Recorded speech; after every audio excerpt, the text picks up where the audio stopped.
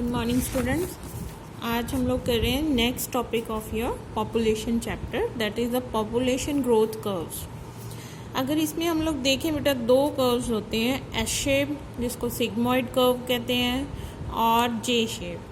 ठीक है, तो जो S shaped sigmoid growth curve है इसमें आगे आपके आ जाते हैं 4-5 फेसेस आ जाते हैं। 5 फेसेस हैं। फर्स्ट है लैग फेस, सेकंड है पॉजिटिव एक्सेलरेशन फेस जिसे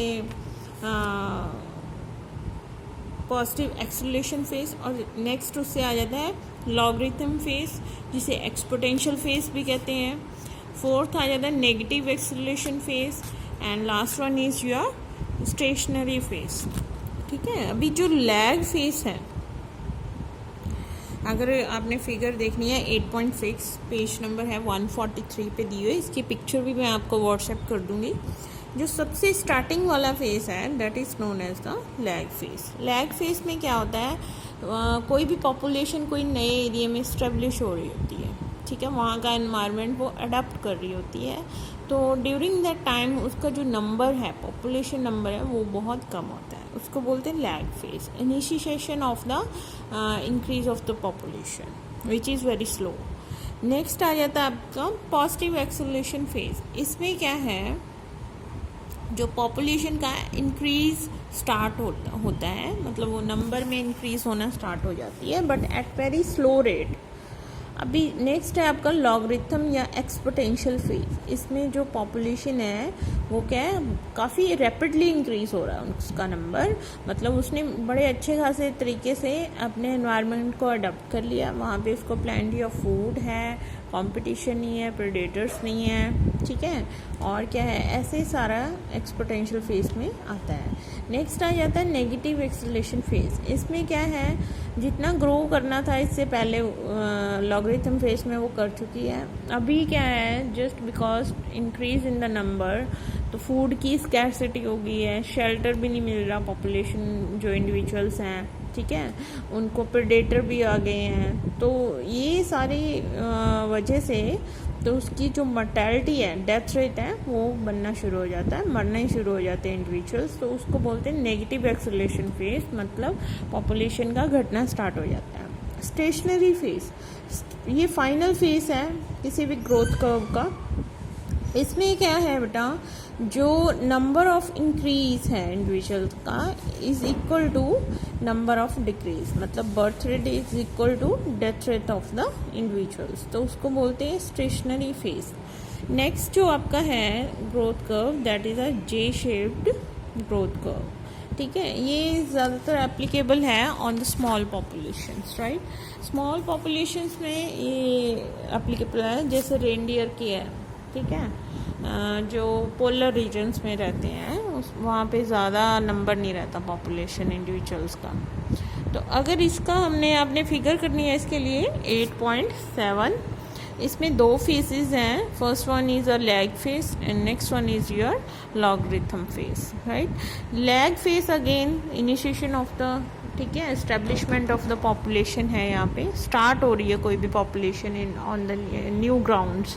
ठीक है, न्यू एरिया को अडॉप्ट कर रही है। ठीक है, तो इसमें ज़्यादा सिग्निफिकेंट इंक्रीज नहीं होता। ठीक है, तो क्योंकि स्टार्ट हो रहा है, उसको पता, जान रहे हैं वो क्या है हमारे सराउंडिंग्स में। ठीक है, तो इसको लैग फेस बोलते हैं। Next one is your logarithm face. इसमें क्या है, जो रिप्रोडक्शन है एनिमल्स की, ठीक है, इंडिविजुअल्स की पॉपुलेशन में, वो बहुत ज़्यादा फास्ट होती है। पहले स्लो होती है, फिर देन एकदम से रैपिड होने स्टार्ट हो जाती है। तो रिप्रोडक्शन पहले स्लो, फिर रैपिड के साथ ही जो इंक्रीज़ है इंडिविजुअल्स का नंबर में, वो भी इंक्रीज़ होना स्टार्ट हो जाता है एकदम से। तो इस वजह से जो ये आप देखो कि कर्व बन रहा है ग्राफ का, वो जे शेप्ड है। तो जैसे ही एकदम से इंक्रीज़ होता है, तो जो वहाँ पे रिसोर्सेज हैं, ठीक है, सराउंडिंग्स में एनवायरनमेंट के, फूड है या शेल्टर है, जो और चीज़ें हैं सर्वाइवल के लिए, वो बेटा एकदम से यूज्ड अप हो जाती हैं। तो फिर वहाँ उसके बाद क्या है, declining of the population start हो जाती है, मतलब डेथ स्टार्ट हो जाती है इंडिविजुअल्स की। तो उसको बोलते हैं जे शेप्ड ग्रोथ कर्व। ठीक है। तो ये आपने कर लेने हैं, 2 कर्व हैं, या आते भी हैं एग्ज़ाम में, शॉर्ट क्वेश्चन में भी बनता है, लॉन्ग क्वेश्चन भी बनता है इसमें। नेक्स्ट जो आपका टॉपिक है that is a population control, how can we control the population. ठीक है, तो अगर ह्यूमंस की बात करें तो उसमें हम लोग डिस्कस करते हैं। पहले तो एजुकेशन ज़रूरी है। एजुकेशन में क्या आ जाता है कि आपको पता होना चाहिए कि अगर स्मॉल फैमिलीज़ हैं तो उसकी क्या एडवांटेजेस हैं, लार्ज फैमिलीज़ की क्या एडवांटेजेस हैं, तो ये इसके बारे में लोगों को पता होना चाहिए। ठीक है, तो उस वजह से भी हम लोग कंट्रोल कर सकते हैं population. Next marriageable age. Marriageable age में क्या है कि जो एज है मैरिज की किसी भी कंट्री में, वो अगर रेज कर दें, ज़्यादा बढ़ा दें, whether it is in case of the male और फीमेल, तो उस वजह से भी जो नंबर ऑफ इंडिविजुअल्स की रिप्रोडक्शन है वो कम हो जाएगी। ठीक है। Family planning. फैमिली प्लानिंग क्या है, जैसे अभी हमारे इंडिया में बोलते हैं हम दो हमारे दो। ठीक है, तो वो that is a family planning. ठीक है, तो हर कपल सोचे कि हमारे आगे 1 बच्चा हो या 2 बच्चे, that is up to the couple, but it is comes under the family planning. Now comes to the birth control, how can we control the birth.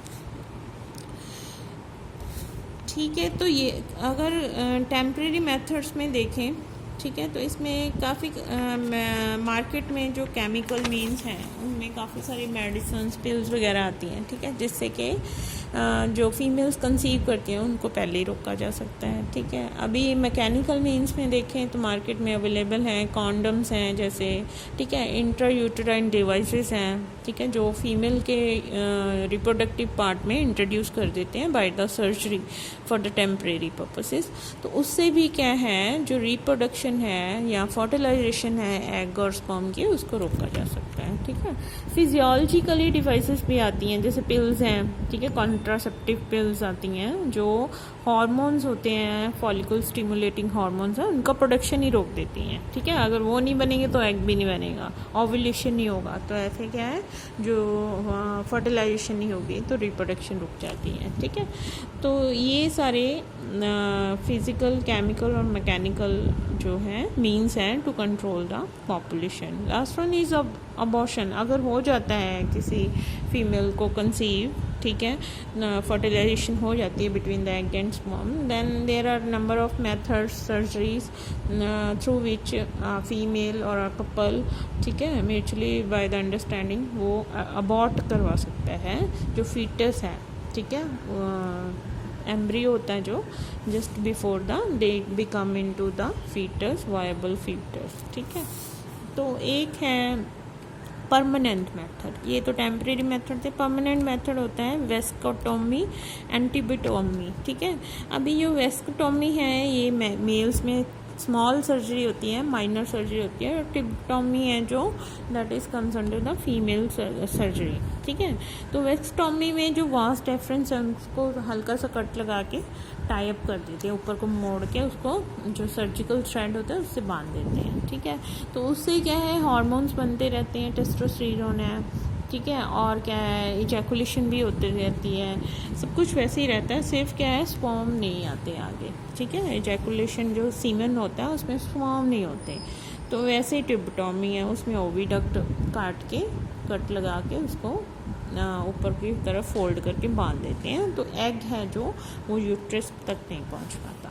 ठीक है, तो ये है परमानेंट मेथड्स। तो इसके साथ ही जो आपका बेटा पॉपुलेशन वाला चैप्टर है वो आज फिनिश हो रहा है। इसको अपने PS धामी है जो बुक, ठीक है, वो उसमें से कर लेना है। अगर किसी के पास मॉडर्न है, मॉडर्न बनना चाहता है तो उसमें भी अच्छा दिया हुआ है। ठीक है, वहाँ से भी कर सकते हैं। Thank you very much.